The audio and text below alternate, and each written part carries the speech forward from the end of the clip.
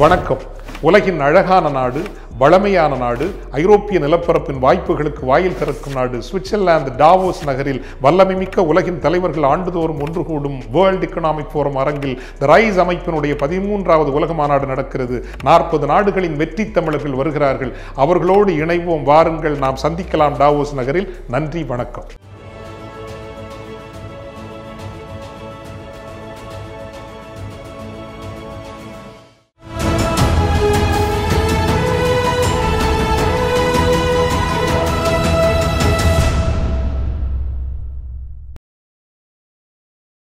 தமிழர் நேயர்களுக்கு அன்பு வணக்கம். நம்மோட அதிமுக முன்னாள் எம்பி திரு கே சி பழனிசாமி இணைந்திருக்கிறார். வாருங்கள், அவரோட பேசலாம். சார் வணக்கம். வணக்கம் தம்பி. சார், தமிழ்நாட்டின் பிரபல செய்தி நிறுவனமான புதிய தலைமுறை ஒரு கருத்து கணிப்பு ஒன்றை வெளியிட்டிருக்கிறது. நாடாளுமன்ற தேர்தலை ஒட்டி எல்லாரும் அதிர்ச்சியாகவும் ஆச்சரியமாகவும் பார்க்குறாங்க. என்ன அப்படின்னா, 2வது இடத்துக்கு பாஜக ஏறி இருக்கு. 18% வாக்குகளை பெற்று 3வது இடத்துல அதிமுக 17 இருக்கு. நீங்க எப்படி பாக்குறீங்க இந்த கருத்து கணிப்பு? இல்ல, அது 8ங்கிறதுக்கு 18 ஏதோ டைப்பிக்கல் எரரா இருக்கும்னு சொல்லி நினைக்கிறேன். 8% வாக்குகள் அவர்கள் பெறுவாங்க பாஜக. அப்படித்தான் நம்ம பார்க்கணும். இல்ல, அது ஃபேக்ட்னு அங்க எடுத்தவங்க எல்லாம் அதுல நேற்று விவாதங்கள்லயே பேசிட்டு இருந்தாங்க. எப்படி எல்லாம் எடுத்தோம், எப்படி எல்லாம் முன்னேறி இருக்கு அப்படின்னு. எடுத்திருக்கலாம். ஒருவேளை அந்த உங்களுக்கு அண்ணாமலை எல்லாத்தையும் செட் பண்ணிக்கு வரல பாஜகல. அப்ப இது மாதிரி ஒரு கருத்து கணிப்பு நடக்குதுன்னா மத்திய உளவுத்துறை இருக்குது, அவங்களுக்கு எல்லாம் தெரியும். ஏப்ப இப்படி ஒண்ணு எடுக்கிறாங்க, எல்லாம் நம்ம இதுக்கெல்லாம் அவர்களே ஆளுகளை அனுப்பிச்சு நாங்க பாஜகவுக்கு தான் போடுறோம், பாஜகவுக்கு தான் போடுறோம்னு சொல்ல வச்சிருப்பாங்க. இது ரேண்டம் சாம்பிள் தானே. இந்தியா முழுக்க 540 தொகுதிகள் இருக்கு. இதுல இவங்க எடுத்திருக்கிறதே ஒரு 80 தொகுதிகள்ல தான் எடுத்திருக்காங்க இல்லையா? அப்ப அதுல எத்தனை பர்சன்ட் வருது? ஒரு 16-17% தான் வருது. தமிழ்நாடு முழுக்க 40 தொகுதிகள் இருக்கு. அதிகபட்சம் இவங்க என்ன பண்ணிருப்பாங்க? 4 தொகுதி எடுத்திருப்பாங்க. 4 தொகுதி எடுத்திருப்பாங்க. நார்த்ல 1, சவுத்ல 1, ஈஸ்ட்ல 1, வெஸ்ட்ல 1, 4 தொகுதி எடுத்திருப்பாங்க. அந்த தொகுதியில எடுக்கப்பட்ட பொழுது பார்த்தீங்கன்னா அந்த மாதிரியான இதுக்கு வரும். அது should be far away from the reality-யா தான் இருக்கும். களத்துல தெரியுமில்ல, இப்போ ஒரு அரசியல் இருக்கிறவங்களுக்கு கள நிலவரம் எப்படி இருக்கு அப்படிங்கிறது தெரியும். இதுக்கு முன்னால 3%, 4%, 5% நோட்டாவோட போட்டி போட்டவங்க இப்ப 6-7%, 8%க்கு வந்திருக்கலாம். அவ்வளவுதான் இருக்கும். அந்த கணக்கு பாஜக காரங்க எப்படி கணக்கு போட்டிருப்பாங்கன்னா, 2வது இடம் பிஜேபிக்கு. அதிமுகவும் பிஜேபியும் சேர்ந்தா திமுகவோட ஜாஸ்தி. அதிமுக, பிஜேபி, பாட்டாளி மக்கள் கட்சி இதெல்லாம் கூட்டி பாருங்க, திமுகவோட ஜாஸ்தி வரும். அப்ப ஏன் போன எலெக்ஷன்ல தோத்தோம்? 2019 ஏன் தோத்தோம்? எல்லாரும் ஒன்னா தானே இருந்தாங்க. ஏன் சட்டமன்ற எலெக்ஷன்ல தோத்தோம் 2021? அரசியல்ல 1+1 is not always 2. It can be 0 R it can be 20. அதிமுகவினுடைய பெர்சன்டேஜ் எப்படி பாக்குறீங்க சார்?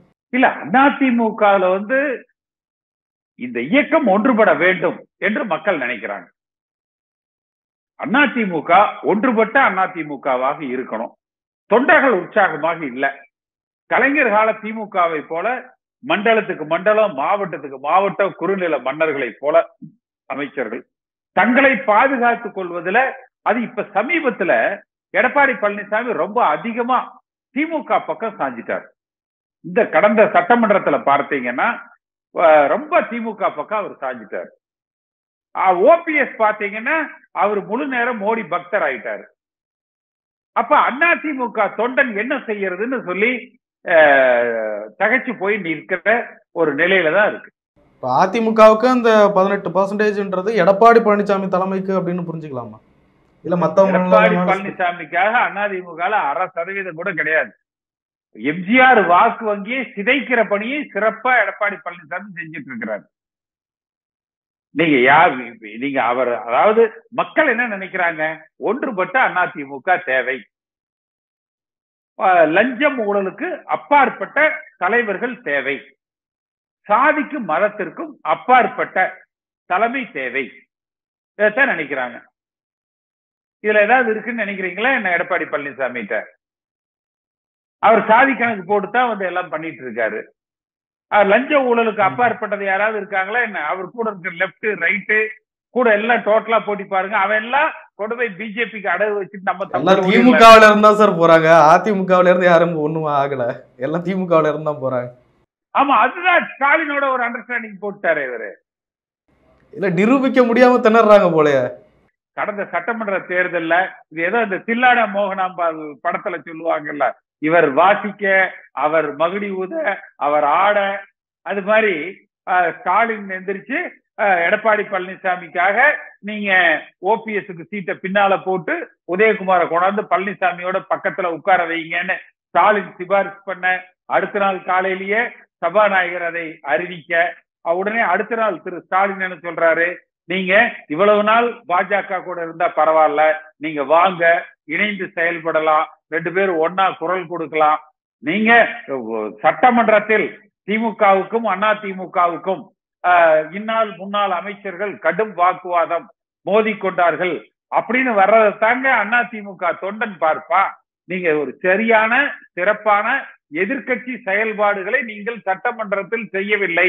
திமுகவோடு அனுசரித்து சென்று வழக்குகளில் உங்களை பாதுகாத்துக் கொள்ள முயற்சிக்கிறீர்கள். மறைமுகமாக பாஜகவோடு ஒப்பந்தத்தில் இருக்கிறீர்கள்.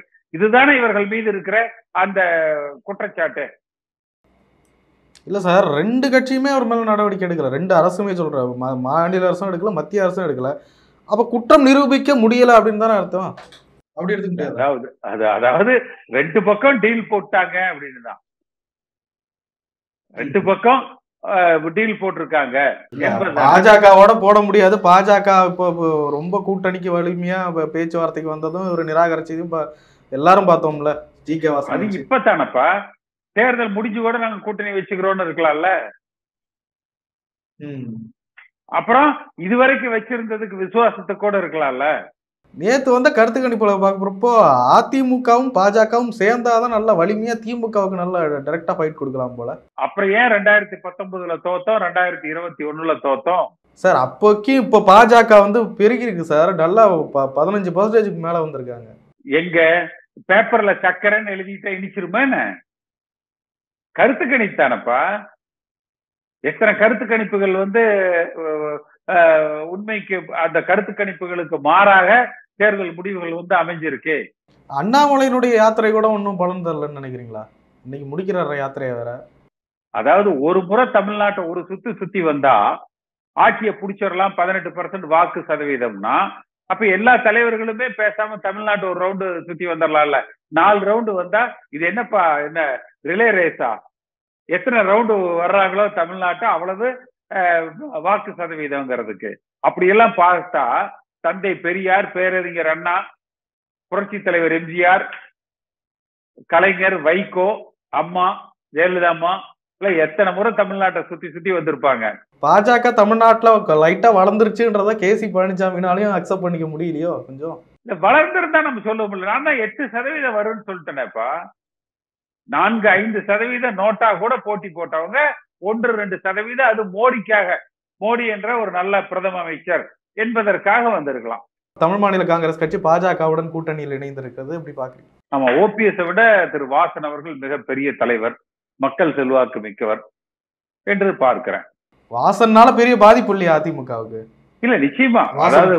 அதனாலதானே ஓபிஎஸ் தவிர்த்துட்டு வாசனை போய் எல்லாம் சந்திச்சிருக்கிறாங்க. அப்ப வாசனுக்கு கீழே ஓபிஎஸ் போயிட்டாரா, ஓபிஎஸ்க்கு மேல வாசன் வளர்ந்துட்டாரா என்றுதான் நம்ம பார்க்கணும். இருந்தாலும் ஓபிஎஸ் வாசனுக்கு இணையாக்குறீங்களோ? அதிமுகவின் பிரபலம் அப்படியே நேத்து அண்ணாமலை போய் ஓபிஎஸ் பார்க்கல, வாசனை பார்த்தாரு. அவர் தான் ரொம்ப நாளா அவர் கூட இருக்காரு சார். அவர் தான் முன்னாடியே டிக்ளேர் பண்ணிட்டாருல. இவர் நேத்தான் டிக்ளேர் பண்ணிருக்காரு. கூட்டணியில சொல்றேன்.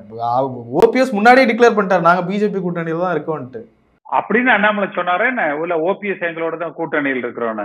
அதுக்கு என்னமோ ஓபிஎஸ் பத்தி ஒரு பத்திரிகையாளர் கேள்விக்கு பதில் சொல்லல, அது என்னமோ காந்தம், மின்சாரம் இதெல்லாம் வச்சு கதையெல்லாம் சொல்லிட்டு இருந்தாரு அண்ணாமலை. அப்ப எந்த இடத்துல அண்ணாமலை இதை அடிச்சு காலி பண்றாருன்னு புரிஞ்சுக்கிட்டியா? என்ன கணக்கா இருக்கும்னு நினைக்கிறீங்க? அதை வச்சு ஒண்ணு இல்ல, ஓபிஎஸ் கூட வந்தவன்லாம் தலைவரிக்கு அதிமுக ஓடி வந்துட்டான். சார் ஓபிஎஸ்க்கு வேல்யூவே இல்லையா? தென் மாவட்ட அந்த வாக்குகள் கூட இல்லையா? பாஜக அது அண்ணாமலை கேட்க வேண்டிய கேள்வி என்ன கேட்கிற? ஏப்ப ஓபிஎஸ்க்கு வேல்யூவே இல்லையா? நீ அவரை பார்க்காம போய் வாசனை பார்த்திருக்கிறேன்னு கேட்கணும்ல. சார் ஓபிஎஸ் டைரக்டா மேல இடத்துல டீலிங்ல இருக்காரு சார். நீங்க வேற டெல்லியோட டீலிங்ல இருக்காரு. அதே சொல்லணும்ல. இல்லைங்க, ஓபிஎஸ் என்பவர் டெல்லியோட. அது ஓபிஎஸ் பத்தி அண்ணாமலை எப்படி நினைச்சிருப்பாருன்னா, அன்னைக்கு கூட கமலாலய வந்தாருப்பா ஈரோடு பை எலெக்ஷனுக்கு, அதனால சொல்லி அனுப்பிச்சா கமலாலய வந்துருவாரு என்று அவருக்கு கணக்கு போட்டிருப்பாரு. எடப்பாடி பழனிசாமி கூட்டணியே இன்னும் அமைக்கல, உறுதியாகல. ஏறக்குறைய திமுகவுல தொகுதிகளை எல்லாம் டிக்ளேர் பண்ணிட்டு வராங்க. எப்படி பாக்குறீங்க? இங்கேயும் டிக்ளேர் பண்ணல. 1-2 கட்சிக்கு ஒரு சீட்டு சொல்லியிருக்காங்க. இங்கேயும் பாட்டாளி மக்கள் கட்சியோடு பேசிட்டு இருக்கிறாங்க, தேமுதிகவோடு பேசிட்டு இருக்கிறாங்க. இந்த 2 கட்சிகள் உறுதியா கூட்டணிக்கு வரலாம் என்கிற நிலை இப்ப தெரியுது. என்னதான் வந்தாலும் அதிமுகன்றது ஒரு பெரிய ஒரு பாதிப்பு சந்திக்கும் போலீங்களா சார் இந்த நாடாளுமன்ற தேர்தல்? எந்த பாதிப்பும் சந்திக்காதுப்பா. தேர்தலுக்கு பிறகு தலைமை மாற்றம் ஏற்படும். ரெட்டலைக்கு உண்டான வாக்குகள் கூட வராதுன்றாங்களே. கட்டாயம் ரெட்டலைக்கு உண்டான வாக்குகள் வரும். அதாவது ரெட்டலைக்கு கட்சிக்காரங்க போடுறது போடுவாங்க, அந்த பொதுமக்கள் வாக்கு வராது. ஏன்னா அவர்கள் இந்த இயக்கம் ஒன்றாக இருக்க வேண்டும் நினைக்கிறாங்க. ஒன்றுபட்ட அதிமுக தேவைன்னு நினைக்கிறாங்க. சமீபத்துல ஒரு திராவிட முன்னேற்ற கழகத்தை சேர்ந்த ஒரு முக்கிய பிரமுகர் போதைப் பொருள் கடத்தல் வழக்குல சிக்கி இருக்காரு. எப்படி பாக்குறீங்க? நீங்க கூட பரபரப்பா உங்க ட்விட்டர்ல எல்லாம் போட்டுக்கிட்டு இருந்தீங்க அதை பத்தி. ஆமா, இல்ல அதாவது போதைப் பொருள் கடத்தல் நடந்த இடம் வந்து டெல்லி. தமிழ்நாட்டுல குட்கா, கூலிப், ட்ரக்ஸ் இதெல்லாம் திமுக ஆட்சிக்கு வந்ததற்கு பிறகு மிக அதிகமாயிடுச்சு. இது நான் கூட இப்ப இல்ல, இந்த அதிகாரிகள் இப்ப பிடிச்சதுக்கு இல்ல, இதுக்கு ஒரு வாரத்துக்கு முன்பே ஒரு ட்வீட் போட்டிருந்தேன். சம்பந்தப்பட்ட அதிகாரிகளை, காவல்துறை அதிகாரிகளை அழைத்து நான் தொலைபேசியில் அவர்களோடு நான் பேசியிருக்கேன். இது போல வந்து தமிழ்நாட்டில் அதிகமா இருக்கு, நடவடிக்கை எடுங்க என்று நான் வந்து சொல்லியிருந்தேன். ஆனா அண்ணாமலை சொல்றதுல ஒரு சின்ன முரண்பாடு இருக்கு. டெல்லியில பிடிச்சா டெல்லி போலீஸ் அமித்ஷா கட்டுப்பாட்டுல இருக்கு. அமித்ஷாவை டார்கெட் பண்றாரோ அண்ணாமலை என்றுதான் நம்ம பார்க்கணும். என்ன டெல்லியில நடந்த சம்பவத்துக்கு நீங்க தமிழ்நாட்டுல ட்ரக்கா இருக்கு, தமிழ்நாட்டுல இருக்கு, அது நான் இல்லைன்னு சொல்ல. இப்ப நீங்க டெல்லி பத்தி ஒண்ணுமே பேசலையே, அதானி போர்ட்ல கண்டுபிடிச்சதை பத்தி எதுவுமே பேசலையே. அப்ப இதற்கு தலைமையகமாக இருக்கிற டெல்லி, அந்த டெல்லி காவல்துறை உள்துறை அமைச்சரது கட்டுப்பாட்டுல இருக்கு. அடுத்து ட்ரக்ஸுக்கு பொறுத்த வரைக்கும் மத்திய உள்துறை தான், அந்த நார்காட்டிக் பியூரோ ஆஃப் இந்தியா, அவங்க வந்து மத்திய உள்துறை கட்டுப்பாட்டுல தான் இருக்கிறாங்க. அங்க சரியாக நடவடிக்கைகள் கடந்த 3 ஆண்டு காலமா எடுக்காதது தான் இவ்வளவு இந்த வளர்ச்சி, போதைப் பொருள் கடத்தலுடைய வளர்ச்சி என்று நம்ம பார்க்கணும்.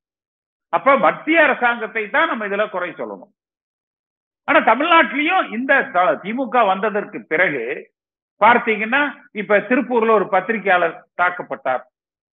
கட்ட பஞ்சாயத்து, காவல்துறையில பார்த்தீங்கன்னா அந்த சரிவர செயல்பாடுகள் வந்து கலைஞர் ஒரு தடவை சொல்லியிருப்பாரு, ஏன்னா இருதயம் கெட்டு போச்சு என்று சொல்லியிருப்பார். இது போன்ற நிலைதான் இன்றைக்கு தமிழகத்துல இருக்கு. இந்த சூமோட்டோவாக எடுக்கப்பட்ட வழக்கில் அமைச்சர் ஐ பெரியசாமி அவர்கள் விடுதலை செய்யப்பட்டது செல்லாது அப்படின்னு சொல்லிட்டு மீண்டும் அந்த வழக்கை விசாரிக்க ஆரம்பிச்சிருக்காங்க. அந்த உத்தரவை எப்படி பாக்குறீங்க? இல்ல, நிச்சயமாக ஐ பெரியசாமி அவர்களை ஆபத்து சூழ்ந்து விட்டது. இன்னொரு இடைத்தேர்தல், இன்னொரு அமைச்சர் பதவி விடுவிப்பு என்கிற அறிவிப்பு மிக விரைவில் வெளிவரலாம். அதன் தொடர்ச்சியாக இன்னும் 2-3 அமைச்சர்களுக்கு இருக்கலாம். இந்த நடவடிக்கைகள் வந்து தொடர்ச்சியாக இருக்கும். ஆனா அதுல அவர் அந்த நீதிபதி சொல்லி இருக்கிற காரணங்கள் வந்து ஏற்றுக்கொள்ளுகிற காரணம். ஏன்னா நீங்க வந்து ஃப்ரேமிங் ஆஃப் சார்ஜுக்கு முன்னால ஒரு டிஸ்சார்ஜ் பெட்டிஷன் போடுறாரு, அது வந்து டிஸ்மிஸ் ஆயிடுது. அடுத்து டிஸ்சார்ஜ்ங்கிறது ஃப்ரேமிங் ஆஃப் சார்ஜஸ்க்கு முன்னாடி போடுறதுதான். ஆனா திரும்ப ஃப்ரேமிங் ஆஃப் சார்ஜஸ்க்கு பிறகு ஒரு டிஸ்சார்ஜ் பெட்டிஷன் போடுறாரு, அது அளவு ஆகும். அது சட்டத்துல அப்படி இடம் இல்லை என்பதைத்தான் நீதிபதி குறிப்பிட, அதாவது டெக்னிக்கல் இஷ்யூஸ் அதுதான் அவர் வந்து காமிச்சிருக்காரு. இந்த மாதிரி விஷயங்களை எல்லாம் பார்த்து கூட நீங்க எடப்பாடி பழனிசாமி பார்த்து பெருமைப்படலீங்களா சார்? இல்ல, இதுல பெருமைப்படுறதுக்கு என்ன இருக்குது? இவர் காலத்துல யாராவது திமுக அமைச்சர்கள் மீது வழக்கு போட்டிருக்காரா என்ன? இவர் திமுக கூட போட்டுக்கிட்ட டீல உங்க எல்லைக்குள்ள நாங்க வரல, அது எங்க மேல நீங்க கேஸ் போடாதீங்க, உங்க மேல நாங்க கேஸ் போடல அந்த அண்டர்ஸ்டாண்டிங் தானே. அண்ணாமலை அவர்கள் 4 நேரம்லாம் குறித்து சொல்லி வச்சிருந்தாரு, இது மாதிரி சில முக்கிய தலைகள்லாம் வர்றாங்க இணையிறாங்க அப்படின்னு சொல்லிட்டு. நேற்று பார்த்தா திடீர்னு நிகழ்ச்சி ஒத்தி வைக்கப்படுகிறது அப்படின்னு அறிவிச்சிட்டாரு. எப்படி பாக்குறீங்க? இல்ல, அவர்கள் எல்லாருமே, அதாவது இதுல என்ன தெரியுதுன்னா, அண்ணாமலை அரசியல் அனுபவம் அற்றவர், தமிழ்நாட்டு அரசியல் களத்தை அவர் இன்னும் சரியா புரிந்து கொள்ளவில்லை, அதிமுகவை பத்தி அவருக்கு இன்னும் தெரியல என்றுதான் நம்ம பார்க்கணும். அவர் எதையும் டேக் இட் as granted என்று அவர் எடுத்துக்கொள்கிறார். அரசியல்ல சரி என்று சொன்னால் மறைமுகமாக இல்லைன்னு அதுக்கு அர்த்தம், இல்லைன்னு சொன்னா ஆமான்னு அர்த்தம். இதெல்லாம் அவருக்கு இன்னும் புலப்படல. நேற்று பல நேரம் இவங்க ட்ரை பண்ணியிருக்காங்க, யாரெல்லாம் சேர்றேன்னு சொன்னாங்களோ அவர்கள் யாருமே இவருக்கு தொடர்புகளுக்கே வரல. சொந்த கட்சிக்காரங்களே அண்ணாமலையை கேவலமா பார்க்கிற நிலைக்கு ஆளாக்கப்பட்டிருக்கிறார் என்றுதான் நம்ம பார்க்கணும். போலீஸ்ல இருக்கிற மாதிரி நினைச்சிட்டாரு, சபார்டினேட் இன்ஸ்பெக்டர் கூப்பிட்டு சொன்னா எஸ் சார்ட்டு செஞ்சிருவாங்கன்னு. அரசியல் அப்படியெல்லாம் இல்ல. சாதாரண கைலி முண்டா பனியன் போட்டு வர்றவன் நமக்கு நம்ம விட அரசியல் அனுபவமும் வியாக்கியானமும் அதிகமா தெரிந்தவர்களாக அவர்கள் இருப்பாங்க. அது அண்ணாமலைக்கு புரியல இன்னும். ஏற்கனவே ஒரு 15 பேர் ராஜதந்திரமா தூக்குனாருங்களே சார், அது என்ன பெரிய ராஜதந்திரம் இருக்குன்னு எனக்கு தெரியல. அவருடைய ஆதரவாளர்கள் தான் போட்டு. அது எடப்பாடி பழனிசாமியினுடைய பலகீனம் வேணா நம்ம பார்க்கலாமே ஒழிய அண்ணாமலையினுடைய ராஜதந்திரம்னு அதை எடுத்துக்க முடியாது. இன்னைக்கு ஒரு அதிமுக எம்எல்ஏ பேட்டி கொடுக்குறாரு, 2:15 மணிக்கு நம்ம பேசிட்டு இருக்கோம், 2:15 மணிக்கு 2 பாஜக எம்எல்ஏக்கள் அதிமுகவுக்கு சேர போறதா சொல்றாரு. எப்படி பாக்குறீங்க? வாய்ப்பு இருக்கா, இல்ல போட்டிக்கு போட்டி ஏதோ அறிவிப்பு வெளியிடுறாங்கன்னு பாக்குறீங்க? இல்ல, அவர் ஒரு அம்பன் அர்ஜுனன் தானே சொல்லியிருக்காரு. அவர் ஒரு மாநகர் மாவட்ட செயலாளர், அவர் இன்றைய ஒரு அதிமுக எம்எல்ஏ. அவங்க சேரட்டும், அறிவிப்புகள் வரட்டும், அதற்கு பிறகு நம்ம அதை பத்தி பேசுவோம். விஜயதரணி அவர்கள் பாஜகவில் சேர்ந்திருக்காங்க, எப்படி பாஜக பலப்படும் நினைக்கிறீங்களா சார் தமிழ்நாட்டுல? இல்ல, நிச்சயமா இனிமேல் அண்ணாமலைக்கும் வானதி சீனிவாசனுக்கு உண்டு. களத்தில் அவர் கடும் போட்டியாளராக இவர்களுக்கு செயல்படுவார். எங்க உட்கட்சியிலே வெளியிலேயே? உட்கட்சியில தானே கடும் போட்டியாளர்களா செயல்படுவாருன்னா அப்புறம் ஒரே கட்சிக்குள்ள உட்கட்சியில தானே இருக்கும். இல்ல, தமிழ்நாட்டுல பாஜகவை வளர்க்கறதுல பெரிய பங்கு எதுவும் இருக்காதா? கன்னியாகுமரி மாவட்ட செயலெல்லாம் அது தெரியலப்பா, அது அண்ணாமலையோட விஷயம். அது அவங்க கட்சிக்குள்ள போய் நம்ம எப்படி கருத்து சொல்றது? நிச்சயமா சார், நிறைய விஷயங்களை பகிர்ந்து கொண்டீங்க, நன்றி sir.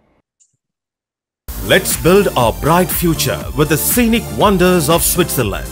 The RISE 13th Global Tamil Entrepreneurs and Professionals Summit from 7th to 9th June 2024 in Davos.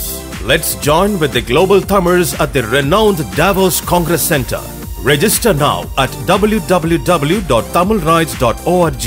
Contact us at 91500 60032.